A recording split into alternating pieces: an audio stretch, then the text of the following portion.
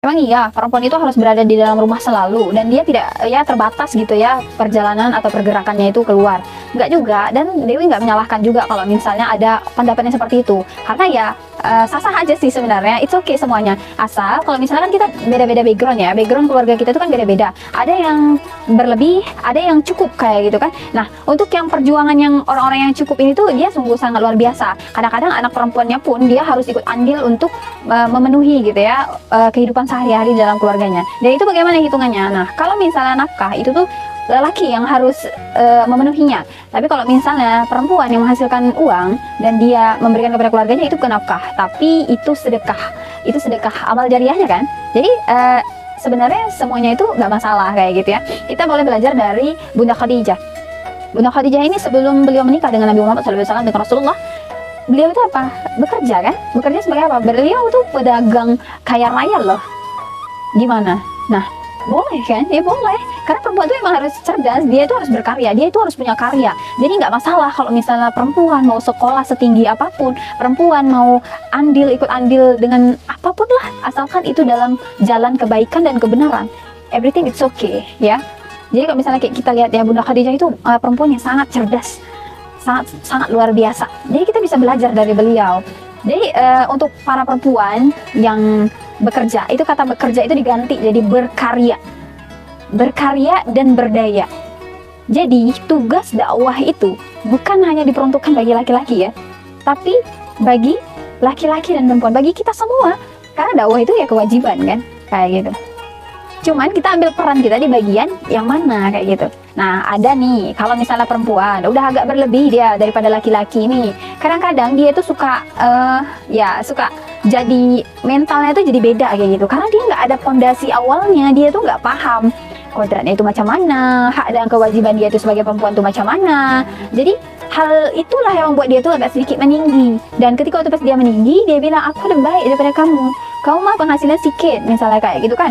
Dia bilang kayak gitu. Jadi kayak dia akhirnya merendahkan laki-laki. Makanya pandangan laki-laki terhadap perempuan yang berkarir atau berkarya itu ya, atau ya yang dalam kalangan ramai itu disebutnya bekerja, itu tuh mereka kayak nggak mengizinkan. Itu karena itu mereka tuh nggak mau gitu loh, perempuan itu memiliki sifat merendahkan kayak gitu. Nah, bagi perempuan nih yang ingin berkarya dan dia paham fondasi awalnya itu, kalau misalnya dia berkarya itu emang benar-benar untuk kebaikan dan kebenaran, dan dia paham gitu batasnya itu seperti apa, insya Allah dia tidak akan pernah merendahkan laki-laki yang statusnya mungkin sebagai suaminya atau sebagai ayahnya. Dia tidak akan pernah merendahkannya karena dia paham.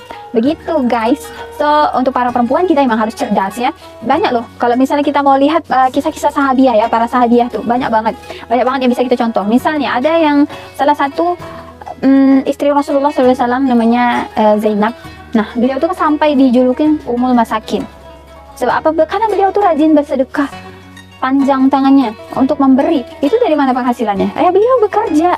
Nah, perempuan nih bisa karena kita tuh multi talent dan multitasking ya. Jadi tuh kita bisa mengerjakan apapun itu di rumah. Apalagi di era digital sekarang ini kan, kita bisa mengurangi keluar rumah kan sebenarnya. Asalkan kita emang benar-benar paham gitu loh, paham kondisi, paham sikon, dan kita juga bisa membawa diri kita ini dengan cara yang ahsan, yang ma'ruf kayak gitu. Jangan sampai kita masuk ke dalam hal yang maksiat kayak gitu. Nah, jangan sampai macam itu ya. Jadi emang harus lebih banyak kita belajar. Makanya belajar tuh harus senantiasa. Jadi setiap waktu, setiap saat tuh emang kita harus ada ilmu yang masuk ke dalam kita nih, dalam diri kita, agar kita itu bisa menekan nafsu diri kita tuh jangan sampai kita berbuat atau melakukan hal-hal yang tidak Allah ridhoi. Macam itu ya teman-teman sekalian. So untuk para perempuan dimanapun berada, yang mandiri, yang independen katanya, yang ingin berkarir dan lain-lain, so bisa banget. So gunakan dan manfaatkan potensi dirimu, potensi diri kita sebagai perempuan.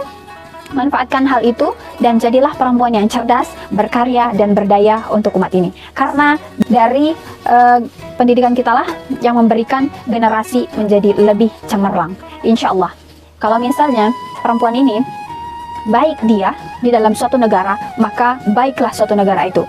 Tapi kalau misalnya perempuan itu tidak baik dalam suatu negara, maka bisa dipastikan negara itu diambang kehancuran.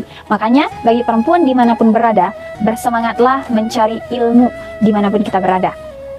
Pegang yang kuat, erat tentang akidah. pemikiran kita harus dijaga, segala sesuatu kita itu harus dijaga.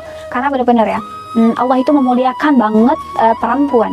So, kalau misalnya Allah memuliakan kita nih, para perempuan, kita berikanlah yang terbaik juga. Untuk apa yang udah Allah hadirkan pada kita saat ini, itu adalah ladang kita. Ladang untuk berbuat kebaikan, apapun kondisinya. Apapun kondisinya. Mau itu kita rasa sedih ke, sakit ke, senang ke, nak tertawa ke, atau apapun itu, kita harus bersyukur dan bersabar. Karena makna dari tangguh itu adalah, itu tadi poinnya, bersyukur dan bersabar. Oke?